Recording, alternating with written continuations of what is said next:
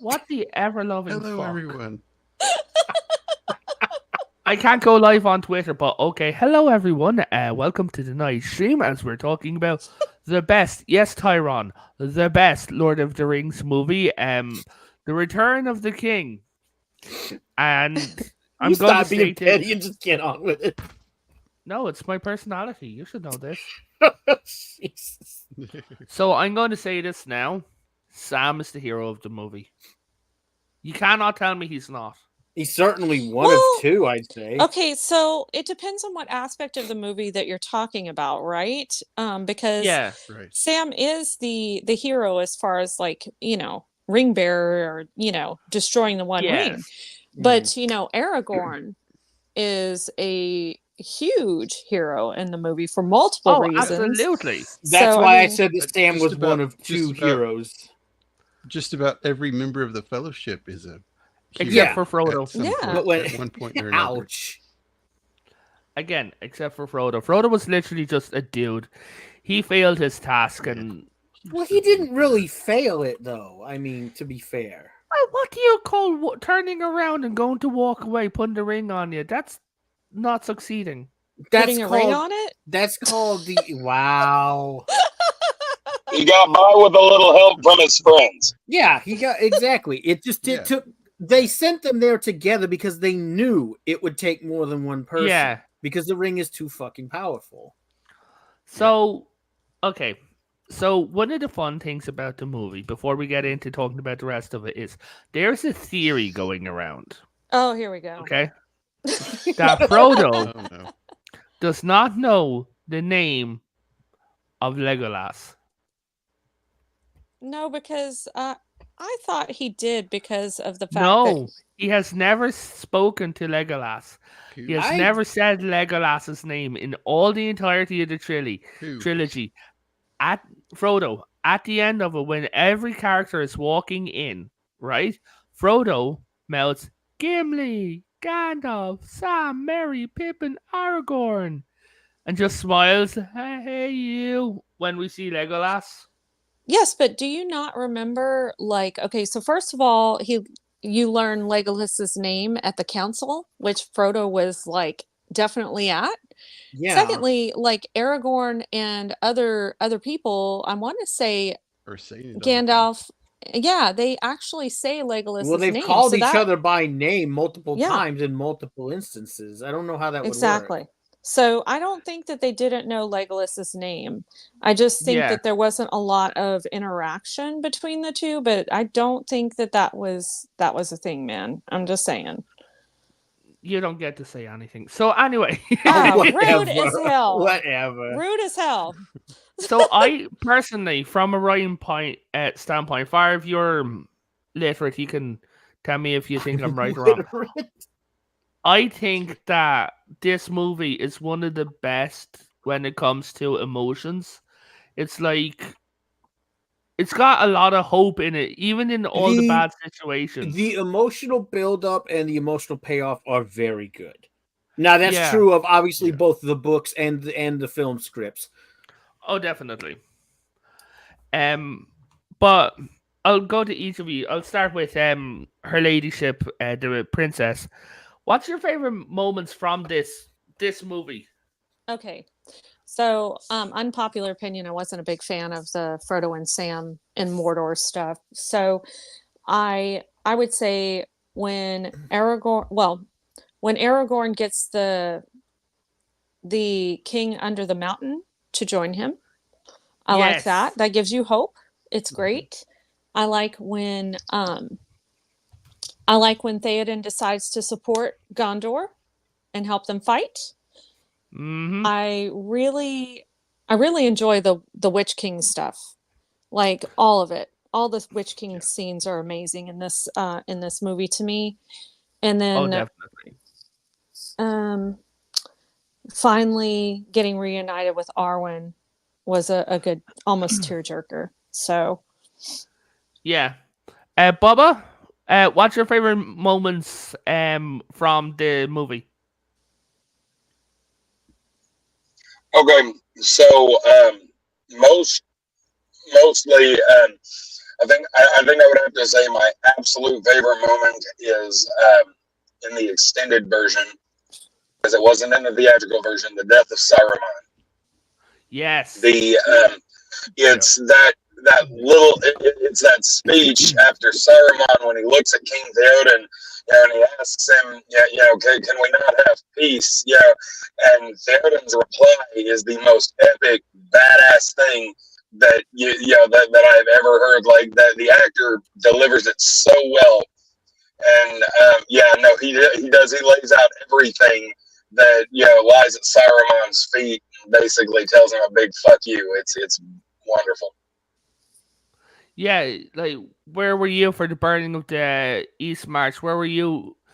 Like the burning of the Westfold. Something on When the you East hang March. from a chivot for the sport of your own crows, then we shall have peace. Best line ever. So, Mr. Jacob, what about you? My top thing I like is the charge of the Rohirrim, where they're all yelling death, and it's like we're going to either our ruin or victory, but we're going. Yeah, I just really like that part. It gets me every time. I forgot about that one. I also like the speech where Aragorn is getting his men to stand firm. I like that part. It's a good part. I have a side question for Rennie. For Rennie there. Yeah, what is it? Oh, Bubba, I see what you did there. Anyway, why is it that you so dislike the parts with Frodo and Sam in Mordor? It's just overly drawn out and boring to me. It's like, how much can you be in desolate and despair? Despair, like desolate area in despair. I guess it did kind of drag on till they got to Shelob's cave and like the fortifications where the orcs and the goblins were. Before that is fine, but after like Sam rescues Frodo from the orcs and the Uruk-hai, and they're just out there in just the wasteland. Now I get where you're coming from. Yeah. Okay, so for anyone who doesn't understand what she's talking about is after they split up from Gollum and they're walking through Mordor, it seems that honestly it's taken a lot longer than it should. Frodo keeps falling over, which takes time. He requires speeches from Sam. There was one point where they literally are standing in the middle of all of the enemy who at different points have claimed that they can smell a hobbit, smell fresh meat, smell different races. Right? Mm-hmm. They're standing there, not covered in blood, not covered in entrails, just wearing the armor, and they don't get captured, but yet they still make their way through to the eye of the mountain. I can absolutely see where you're coming from. And another thing, hobbit feet must be fucking sturdy as fuck. Yes, like, they really are. Can we all appreciate though that it took the Ents 3 days to decide that Merry and Pippin were not tiny orcs, and then in the very next movie we see Sam and Frodo cosplaying as tiny orcs. Yeah. Yeah. But, so, Farv, what are your favorite moments? I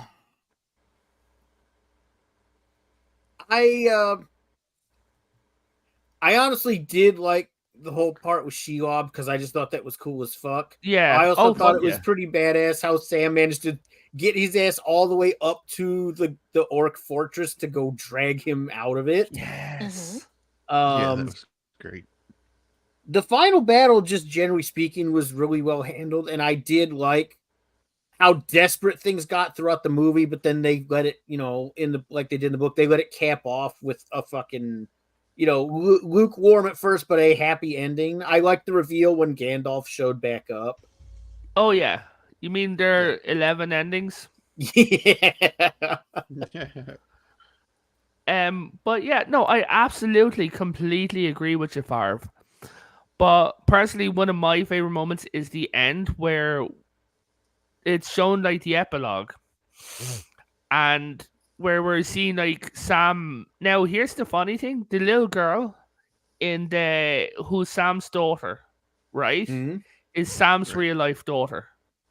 Mhm. I Oh remember wait, hearing really? that. Oh shit! Yeah. I didn't know that. It's on the extras of the extended versions.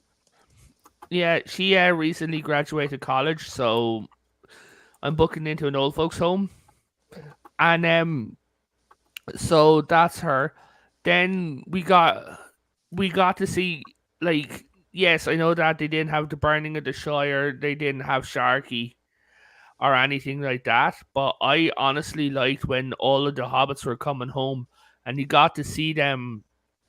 They went back to what they were doing at the beginning of the Fellowship, but it wasn't the same.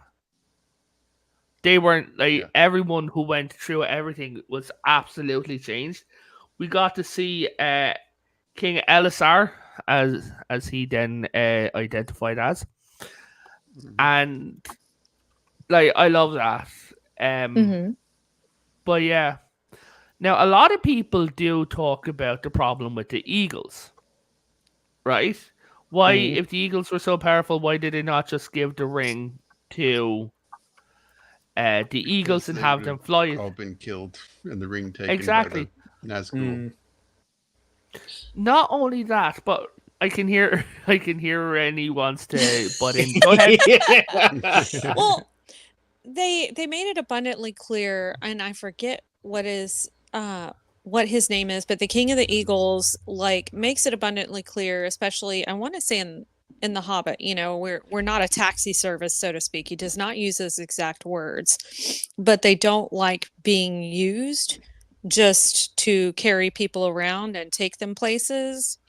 They don't feel like Weirdly that's enough- their duty, and they don't like to get involved in other people's business or battles typically. Weirdly enough, even in the game, there was a game. It wasn't War of the North. It was one of the earlier ones where you played as like basically characters nobody knew at the same time as like one of the. No, that was War in the North. That was Balaram you're thinking of.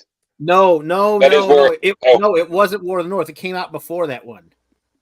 Oh, okay. It was a dwarf, a female elf, and a human male. I can't remember who they were, but there was a part in there where they basically voiced a similar opinion.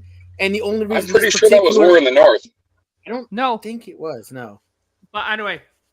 Well, either way, there was a particular eagle that only helped them because he owed them a debt for saving him. Yeah, that's why they rarely got involved in that kind of thing. One of the logics that I heard about the ring and the Eagles not taking it is, we saw what Galadriel would have become had she become the Dark Queen, right? Yeah. If Gandalf had taken it, Gandalf would have been corrupted and become Sauron. The Eagles are like nearly as powerful as Gandalf, so they would have been like immediately corrupted because that ring will take like whatever in them and turn it against them. Like the fell beast that the Ringwraiths rode, the ones with the wings. Wasn't that like a dragon like Smaug who got? No, they're called fell beast, but they don't really give them a specific name, but they're not dragons. Yeah, they're essentially wyvern. So yeah, the Ringwraiths in this one, especially the Witch King of Angmar, and when he was like getting suited up, what I thought was kind of funny was the fact that he was still wearing the black cloak while they had to while they were putting the armor on them, right? Mm-hmm. Which to me, do you think that there was any of the orcs that they're going, my lord, can we at least just like lose at least 3 inches from the sleeve? It's not going into the glove. No, I need it, but I know it looks cool, but like your mobility, my lord. I mean, maybe, but don't their cloaks like protect them from the elements because they're not able to touch certain elements?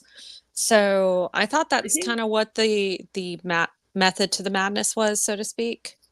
Oh, definitely. I thought that now from watching the movies, they had no shadows. Form, from what I get from it, and that kind of contained their form, I guess. So yeah. So, do you want to talk about the battle? The main one? The big one? The big one. Yeah. So, throughout the movie, we have Pippin being an idiot, right? Mm-hmm. because he gives himself over to work as for the steward of Gondor. And the steward of Gondor is, how to put this lightly, a cunt. Right? So he's there and he's like, oh yeah, I'll just work for him, thinking that basically it's just a regular job and everything like that. But it's not. And when the Battle of Gondor comes, he's like, right, well, I'm going to leave. Anyway, so we off now, Gandalf. And Gandalf's like, no. No, God, no. We're not going You're- anywhere. Yeah. Oh, no, you signed a life debt. You're working for the Scientologists now. And so yeah. And when the battle does come, we get one of the best scenes in it. When you can actually see the darkness coming, and when it hits Gondor, they're like, war is here. And but I think that when Gandalf was talking to Pippin, and he was telling him about when, like, what's it like to die, Mm-hmm. Ian McKellen genuinely got emotional during that. He was such a great actor. He was. And that scene is actually taken from the end of the book because that's what Frodo sees when he enters the realm of Valinor. Yeah. Which is, when we get to that, I'll ask you a question about that. Because I've seen a few people asking about it. But I love the trolls. The trolls were like, they're not as sentient as they were in The Hobbit, are they? The trolls? Yeah. Depends on the type of troll. Yes. They're not the same kind of trolls. That's what I was going to say. If Yeah, that's what you're talking about, it specifies in the book that the Mordor trolls are different.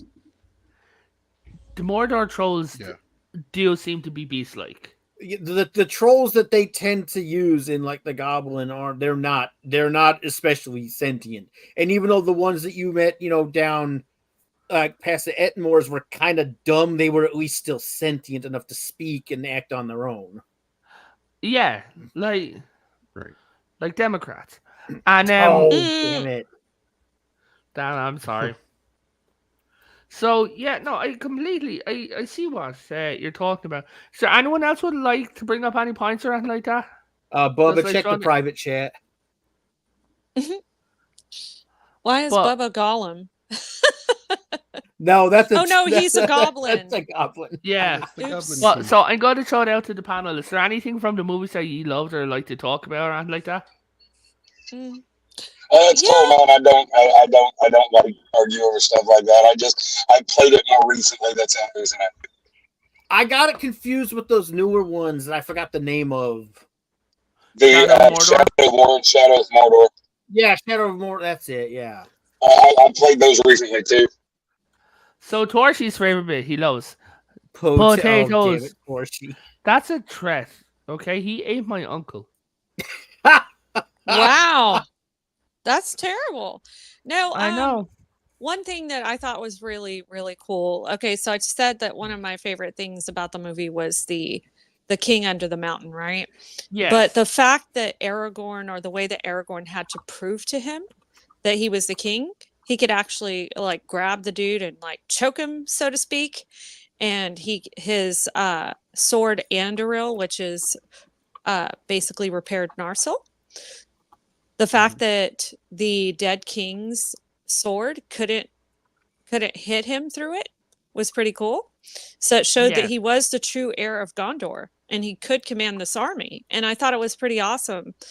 You didn't really get a whole lot of that in the book. They didn't talk about the army of the dead, so to speak, as much. Yes, he got help from them, but it's kind of interesting to see them more in depth in the movie. At least for me, I thought that was pretty cool. It was. Yeah. And what I loved about that was at the end of it, after they overran everything, like Aragorn was standing there on I think it was Pelador. He was is where he was standing, and he was looking around as they were still going on, and the king was standing there, and Gimli said, "Aye, they'll be grand to have around. Like you should keep him around." And Aragorn, as a good man, staying good to who he is, and his ancestors said, "Your oaths are fulfilled," and all of them finally got to move on and go to the Great Hall. Well, and I wouldn't consider that a black mark against Gimli. Let's be perfectly honest. They didn't quite know what was coming next, but it would have been helpful if they had them for just one more battle after that. Oh, yeah. Like, and you have to keep in mind in the books, they basically just helped commandeer the Corsair ships. They didn't do anything after that. They didn't do much after that. Oh, yeah. Their oath was to protect Gondor. Yes. True. That was they fulfilled that oath to protect So, Gondor. how many of them were they? Because there were a mountain full of skulls. There must have been millions of them. I'm just thinking maybe 10, No. 50,000 at the most. And yes, Torshi, that's very true. Because none of those were their guys. Some of those were people that decided to intrude on the way of the dead. The dead keep it. Yeah. I mean, they collect skulls. At least we know that for a fact. Yeah. Oh, the Oath of Fëanor, for example. So, Torshi says, one of the things that needs to be said in Tolkien works is the world of Arda is that oaths are very important. Words have power. Well, and that's kind of what happened with not Gandalf. That's what happened with Gollum, right? Because he swore on the Precious that he would protect the Master of the Precious, which was Frodo, at the point in time. And Frodo said, the ring is treacherous. It will hold you to your word.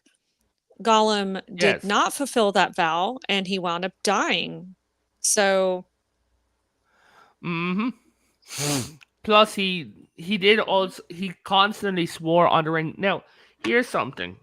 Do you think that Gollum was the ring, or do you think Gollum was a mental illness? No, Gollum was actually, and if you read this in the books, Gandalf tells Frodo that Gollum was actually this hobbit-like person named Smeagol, and well, I'm telling you, so he's not the ring. It's just he's this person who was so far corrupted by the ring that this is who his inner evil self was. I get you. So, yeah, okay. So Gollum is so the ring didn't cause the alternate personality. Yeah. And so, yes, Torshi, that's also true. He did get his just desserts. Exactly. And you know how people, like, you have that saying, oh, this person finally showed their ass? Well, maybe this is who Gollum was the whole time, and he just had it in him, and the ring just brought it out. So, you know what I mean? I was going to say, we saw that from how he acquired the ring to begin with. Exactly. He committed murder. Yeah, so at the beginning of the movie, we saw Gollum, who was a river folk, who are the cousins to the hobbits. Right? And apparently they really, really, really have a thing for rhyming.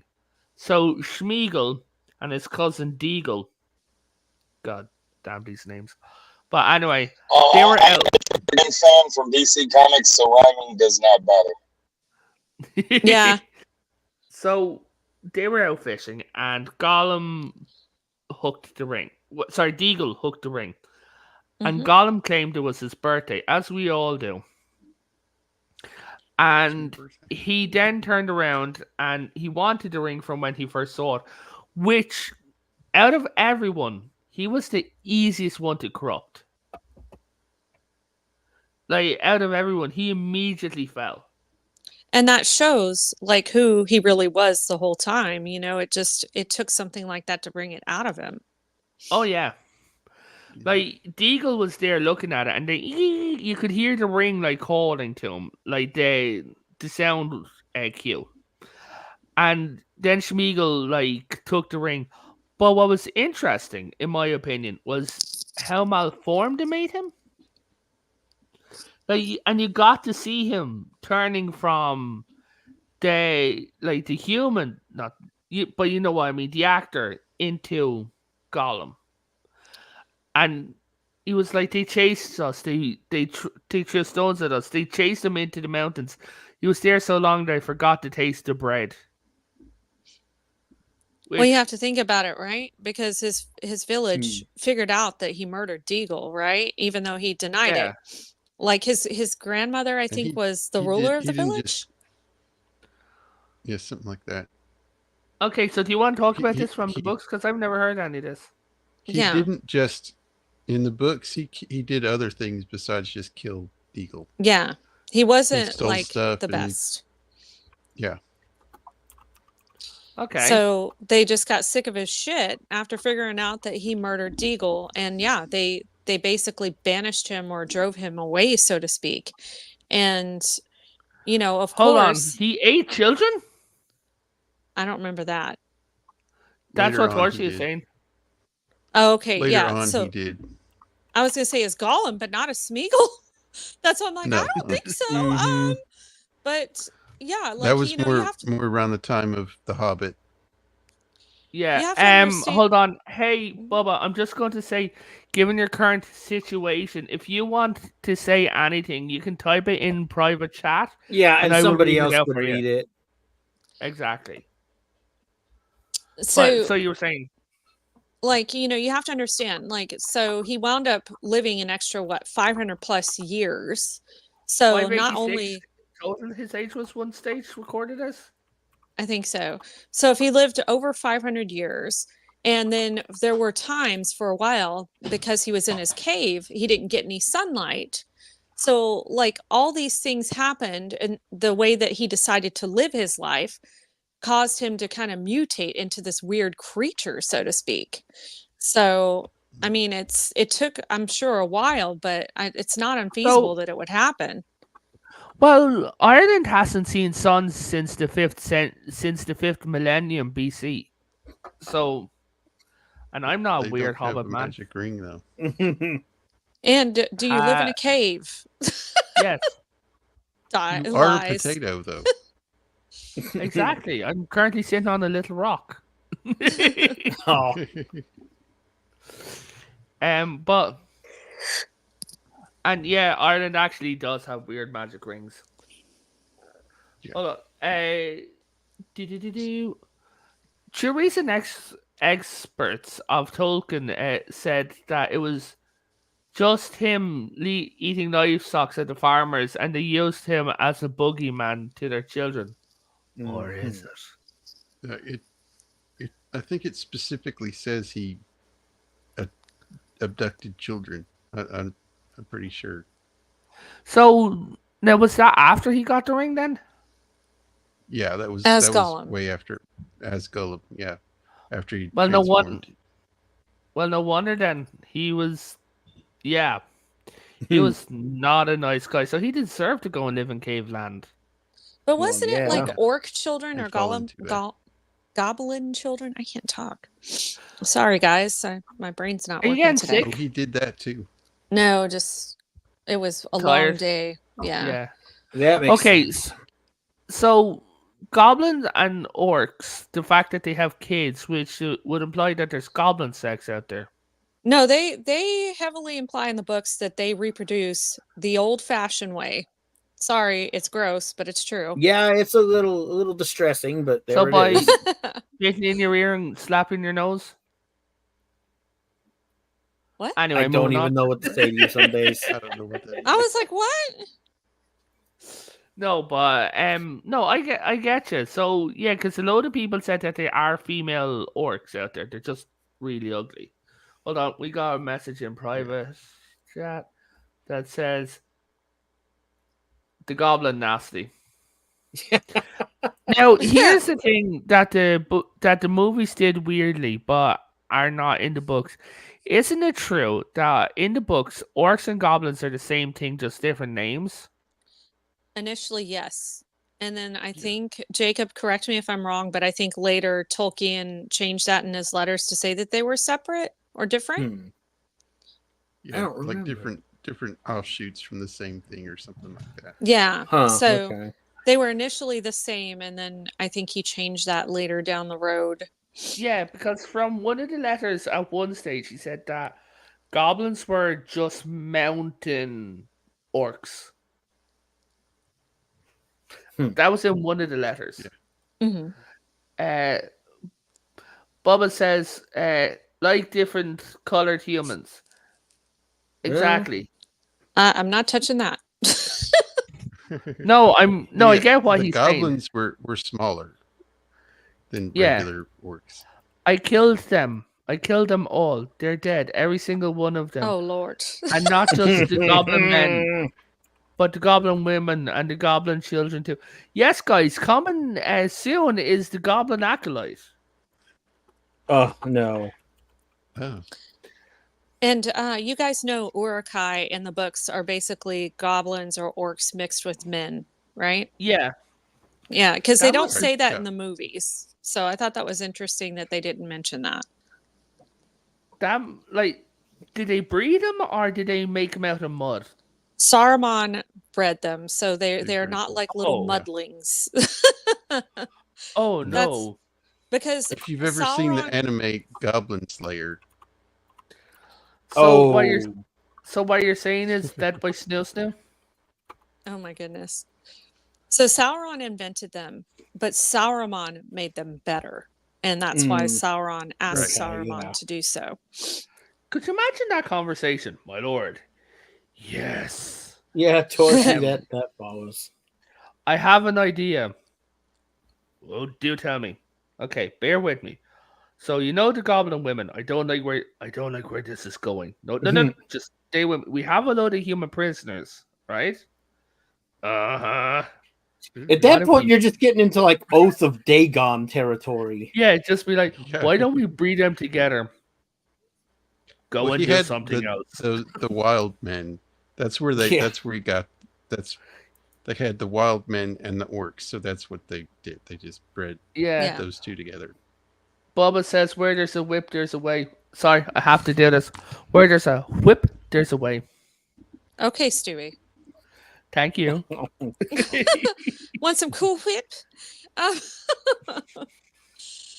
but So, yeah, yeah. you guys, sorry. No, go ahead. You do know where orcs come from, yes? Aren't they bastardized elves? Pretty much. So in the Silmarillion, it talks about how Sauron, like basically, or Melkor, tortured them and they became orcs. So So if I torture French people, they become Spanish. no frogs. Oh, No, they're already frogs starting out with. I don't know that. so what do they revert to frogs again? Yeah, Pretty much. they turn back into If frogs. if you torture a potato, you get ring fries. Oh, Kinky. Or potato chips. Not the French fries, the really thin potato chips like Lay's. You mean a bag? Why would you buy a bag of air? Right? It really is. So, yeah. So Aragorn's last stand, like one of my favorite battles, right, is honestly Aragorn's last stand, where they were down. So many had died from Gondor. They were down to the last. It wasn't even an entire Gondorian army. It was like Rohan and like a few like stragglers as well, who were in there, and you could see like from the circle when they were all enclosed, they were down to their last couple of people. That this was it. If this failed, Gondor and the world was gone. Mhm. Like Well, it was from there. It was not to fight and win. It was to draw out the army so Frodo and Sam could get to the mountain. yeah. That's I right. think it was kind of a foregone conclusion So that a it lot of them was were not it was expecting their- to leave that place. Yeah, It was their suicide. It was their suicidal attempt to draw out the forces. let But it yeah, worked. Yeah, it did. worked. Which But is then like, comes the most boring part of the movie because it's like, oh, it's just Frodo and Sam, like going, his eyes that- on me, Sam. I can feel him. tell us how you really feel. Well, you know. Have you been listening to the husband again? No, but that is my least favorite part of the movie, to be honest. But Okay, well, let's open it up to everyone. Seeing as the movie's so long, what is everyone's least favorite part of the movie? I honestly think she kind of nailed it. I liked most of the Yeah. rest of it. I haven't seen it in a little while, but that's the only part I remember really dragging for me was like them mucking their asses up to the top of Mount Doom. Oh yeah, but you do get the line, "If I can't carry the ring for you, Mr. Frodo, like I'll that carry part. you." There was, that's Yes. a good That is a scene, good but the part. problem is Yeah. getting to that scene. Oh yeah. And Bubba, if you want to type in the private chat what any part of the movie that you didn't like. So I'm back. There is So, one part I don't like. yes. Yeah, go ahead. No, you go ahead. I'm sorry to interrupt you. Oh, it's okay. I was just saying I am indeed back. But now, as far as the movie goes, I thought that the tension was properly built during that scene. You know, I get it coming down from two epic battles, but kind of made it lull a little too long. But no, I thought that they did a pretty good job building the tension there. Giving us some, just raw emotion between Sam and Frodo when he's sitting there describing about, he's trying to describe the taste of strawberries and reminisce, and he's telling him, I don't know what anything tastes like anymore, Sam. It's over. I'm planning on dying. Sam, this entire time, Sam is still planning for a return trip. Now, if I had to pick a least favorite scene, I think just comparing it to the books, I hate it after he fights. Shelob, after Sam fights Shelob and everything, and then the orcs come in and drag Frodo away. I hate how anticlimactic that is, because there was like a whole political row between different orc leaders in the books, and it was literally just them. They're like, I don't know what the hell this is, but we'll take it back to the tower. Sorry, Torch, you would have to be more specific with that question. Yeah. Orcs versus Uruk-hais.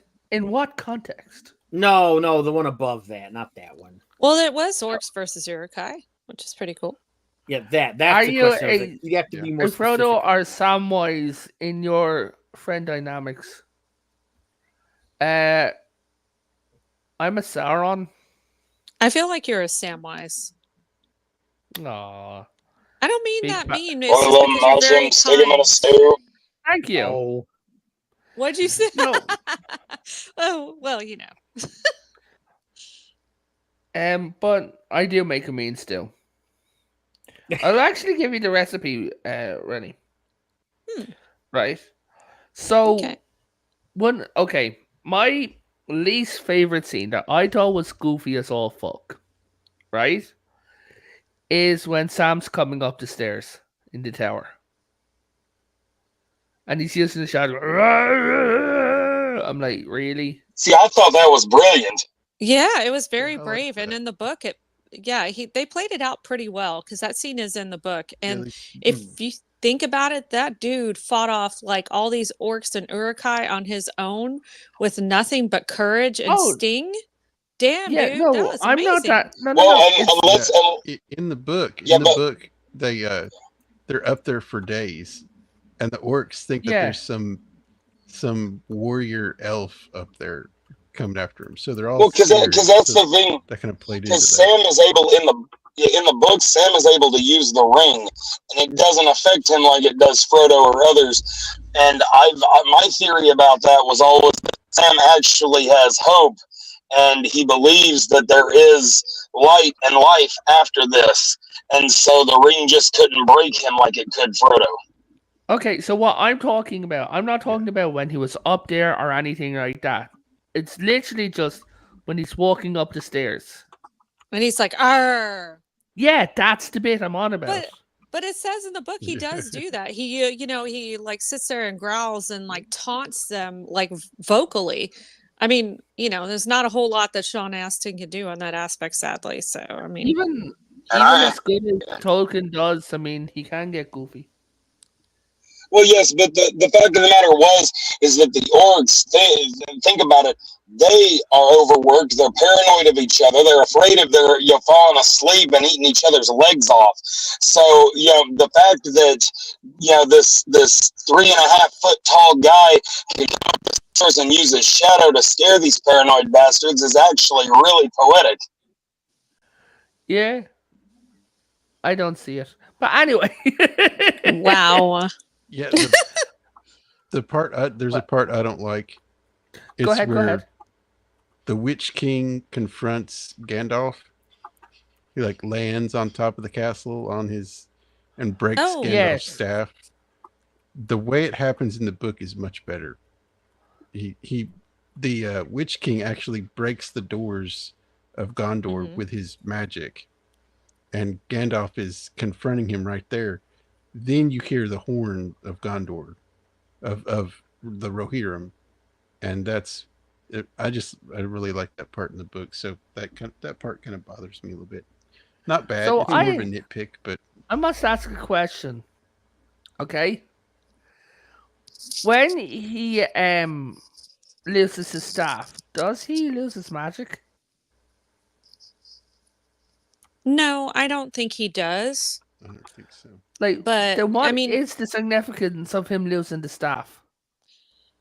I think he didn't lose it in the book. Yeah, I was gonna say I don't think he loses it, but I think the significance in the movie is just, a scare tactic or suspense. Yeah, just to Yeah. Because you have to remember, Gandalf is a Maiar, which is a servant of the Valar. So they were lower level god, so to speak. So he's not going to lose his powers easily. But when the wizards came to be a thing, because they were all Maiar, right? They basically were told they can't use their powers so much to help men. They're supposed to be there to guide them and offer wisdom. So they're not allowed. Limited. Yeah, they're not allowed to go full power up on everything, which sucks, but that's the oath that they take. 10,000, Yeah. Which now I have to ask each of you, and those of you who know, right? Do you think the Blue Wizards failed?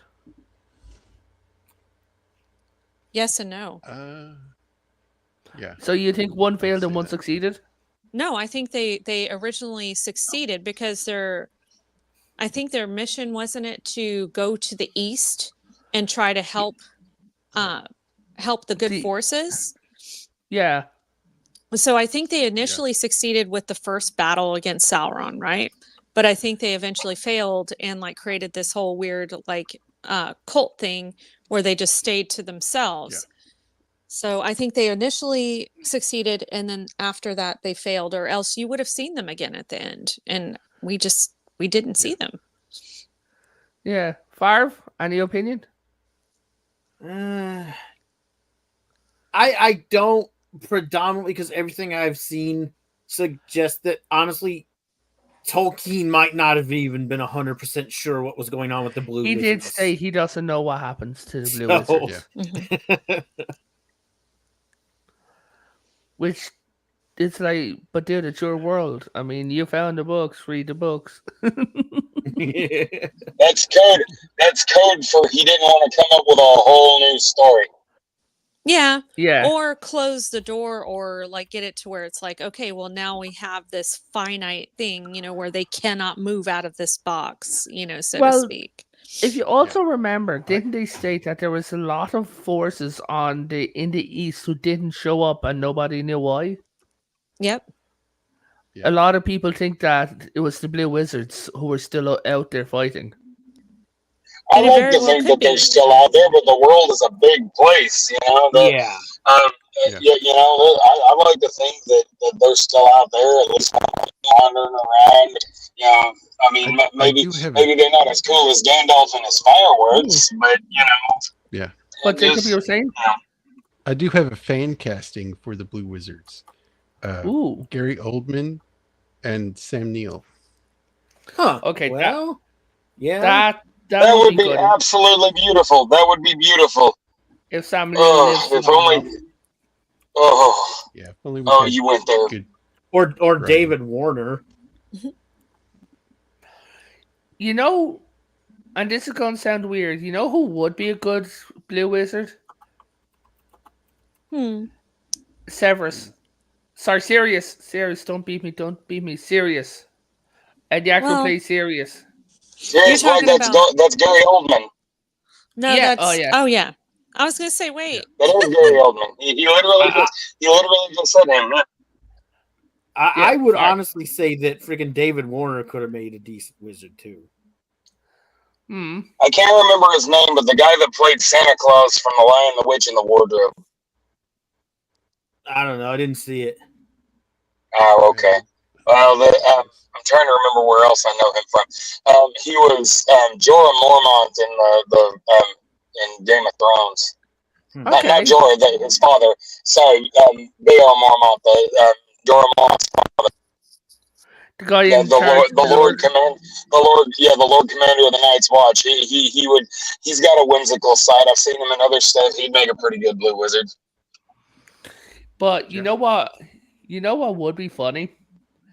If they did did something and they bring in the blue wizards, right? You see the blue wizard showing up and they're like, "Wait, you're a blue wizard? Yes, we're still alive. Why do people keep telling everyone we're dead?" And now here's another question, right? For the two book readers. Where the fuck is Radagast? He's high. Well, see, they don't really tell you, do they? No. So you kind of have to assume on your own. I mean, I hate to say it, but Radagast wasn't that powerful, and he was all about nature. So I think he may have gotten attacked by one of Shelob's kids in Mirkwood, because he did live around the Mirkwood area. Mm-hmm. So I think he might have gotten attacked by one of those spiders, or many of them, because there were so many. So, not Yeah, Shelob, Ungoliant or Ungoliant. The spawn of Shelob is Ungoliant. Ungoliant's kid. Yeah. So What? Wait now. Go ahead. I'm confused. So What are you confused I was about? Whose kids? The Shelob. spawn of Ungoliant. Ungoliant, the Mirkwood spiders. But he's in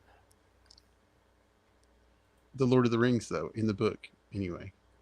Radagast. well, no, but like I think Potato's saying like what He's what saying, trying to figure out ultimately what happened happens to him after that. You know, because Yeah. it's never really. Oh, It's okay. never Well, really what made happens clear. to him by the time Return of the King is rolling around? Yeah, exactly. Yeah.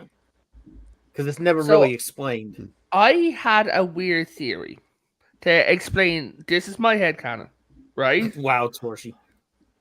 Who best to lead the wizard? Who best to lead the elves across? Right, the nature beings, then the nature wizard. What if he went across with the elves? Maybe. Okay, oh no, that's awesome, and I can see it. But let's just get this out of the way real quick. As far as the movies go, why did they leave the bird shit on his face and head, like Oh, that's crested in not- his hair? We'll get to that if we Yeah. ever talk about the That Hobbit was not movies. in the book. No, No, that I don't think. I'm only I don't think complaining it was about the movie described design. like that in the book. Ugh. Yeah. Sorry, it I don't know why they did just irritates me. so It's just for show, I guess, to show that he's like at one with nature. I think that's why they did that for the movies, but it's Mhm. still gross. he says one with bird shit. Hey. Okay. Even animals wipe. Okay. Depending on the animal, but yeah. Yeah. I mean, yeah. My dogs use the grass as toilet paper. Yeah. So I'll give you a joke, and this is just a bit of a thing. I turned around and I was on painkillers at the time, so I was high, right? I said, imagine if every time the dogs used the back garden that they hit the fence post with their paw, and the back Mhm. garden flushed, and everything came back up. Oh, okay, Torshi. That's interesting. Okay, this one. Yeah. In various letters, Tolkien talked that Radagast failed, but not to the extent that Saruman might have been forgiven for not sticking with. No, or he's sticking. Sorry, or he's sticking with Born and Treebeard Beorn. helping. Yeah, that word. And and Treebeard tried to help heal the land. But that is true. But I could also see him because they said that magic's leaving the land, and I could see him getting his ass out of Dodge. I mean, if he Because died, he failed, right? I don't think that necessarily means he turned evil. I just if think he he might have died, yeah, but perished. if he died, he would have gone home. He would have like. Well, he might have died before he could finish his mission because they all had a mission that they had to do, and maybe he didn't finish his, so he failed and got killed. Yeah, just Yeah, giving yeah, people a you know, giving people a heads up. StreamYard is giving a weird little warning about signals due to the outage. Oh, Yeah, Lord, really? StreamYard has, StreamYard has its own signal. So if we cut out before the end, that is not our fault. That is Bubba's. Okay. So, how Lord of the Rings Online, that's not canon, is my Radagast headcanon that he's stuck around the middle of Earth to help with Jim. Treebeard, yeah, that I could see that as well. And his giant rabbits. Yeah. But honestly, the ending of it after, which I thought was really telling, was after Frodo, they got on the rock and they were waiting to die. Frodo was talking about going home, and Sam was the one talking about dying. Mm-hmm. They had changed positions on life, and I'm like, And Hey, DJ, thank you. Hey, DJ, thank you so much, man. I really do appreciate it. But they turned around, and when they got rescued, I mean, Gandalf was being badass, like helping him. But when they did get rescued and they got back, I think Frodo thought he was dead.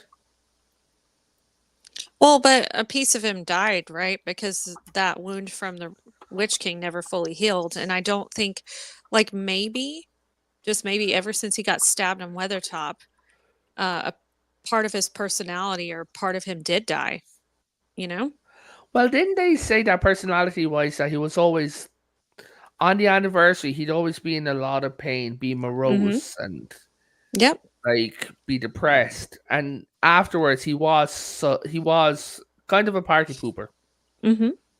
Yeah, he was very. no, if only the Sackville Bagginses had showed up those days, that would have been hilarious.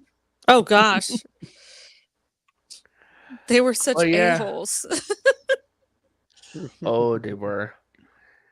But and then there was no more Bagginses left after Frodo. There must have been one or two Baggins around, mustn't there? Weren't there like some? Well, people that had their blood but didn't have their surname. Yeah, I was gonna say there was people that like were related. Frodo and Sam were related. I think that like the Sackville Bagginses did have offspring, to be honest. Yeah. Oh, yeah, Torshi just brought that up. Sackville Bagginses. Yeah, wouldn't he also related to Mary? He was his, they were kin. Yeah. Frodo was related to Mary and Pippin. Yeah, Pippin was closer related to him because they were like first cousins on their mom's side.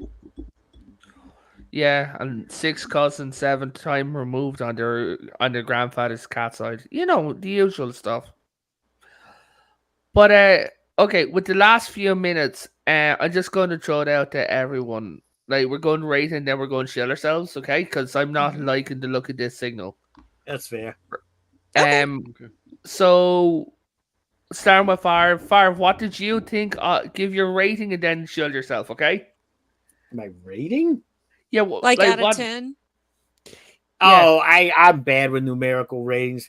Now fine. How many hobbits out of rings would you give this? All right, shut up. What I was gonna say is I didn't really have an issue with any of the 3 movies, but I would rate it slightly lower because of that drag at the end before Mount Doom. Okay.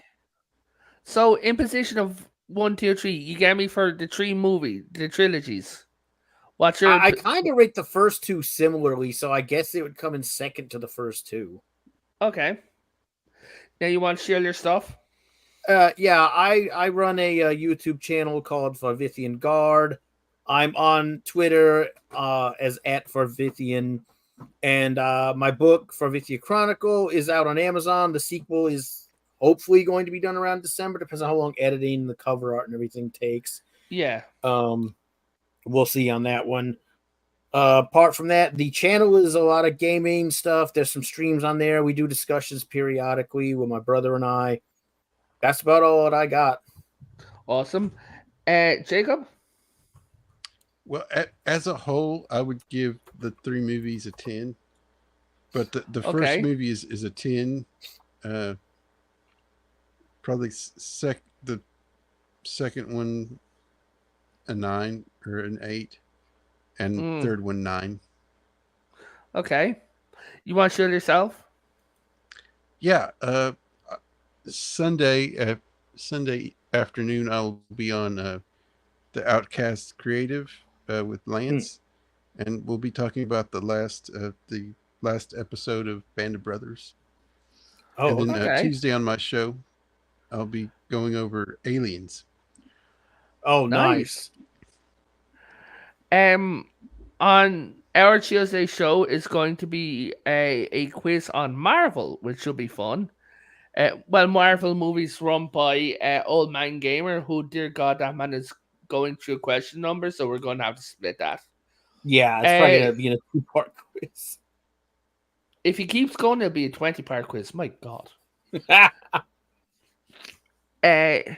Your Imperial Highness. So, my favorite is The Two Towers, so I would give that one a 10. I would give Fellowship a 9 because that's my second favorite, and Return of the King an 8. Return of the King would get a lot better rating if it wasn't for just the dragging on stuff. So, there's a lot of great things about this movie. It's just that there are parts where it's like, this is going way too slow, and I totally get it. But, show it for half a second and then flash back to the exciting stuff with Aragorn, Gimli, and Legolas, do something else. Yeah. We don't have to see them just like, his eye is on me for like 10 minutes. I don't have to see that. Just show the point, flash back over to the exciting stuff, but yeah, that's how I feel. And then to show myself, I should be on Mr. Brown Alliance's channel on Sunday, talking the usual Sunday stuff. So if you guys missed it, this past Sunday we did cover the events of this past weekend or last weekend. Won't go into details as far as what that was, but if you were around last weekend, you would know what that was. So was it that political event?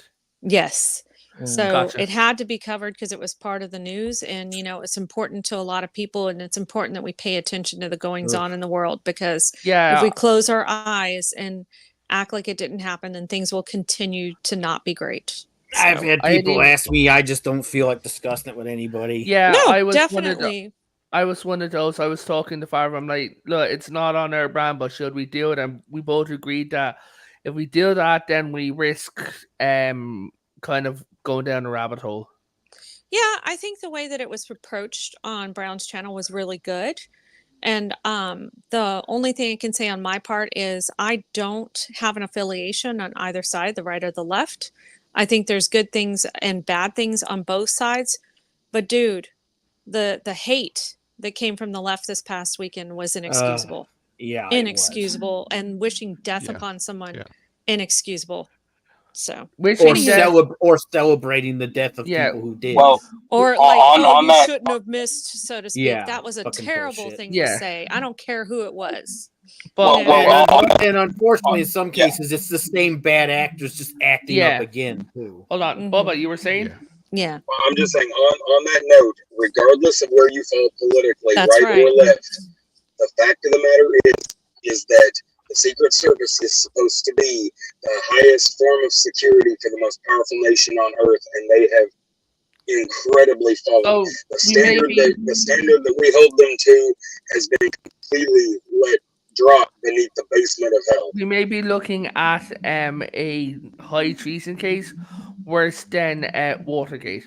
But Bubba, would you like to talk about your stuff and then shield yourself? Yes.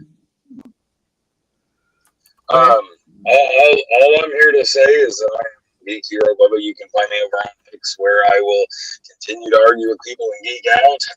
And where there's a whip, there's a whip. Awesome. And what would you rate the movie? The movies? Oh, out of the three, out of the three, definitely it is my favorite. And it is my favorite because I love climactic endings, like the battles and whatnot. At World's End is my favorite Pirates of the Caribbean movie. Return of the Jedi is my favorite Star Wars movie. So there's a train here. I love seeing the knockdown dragouts that decide the fate of the world kind of thing, or the galaxy.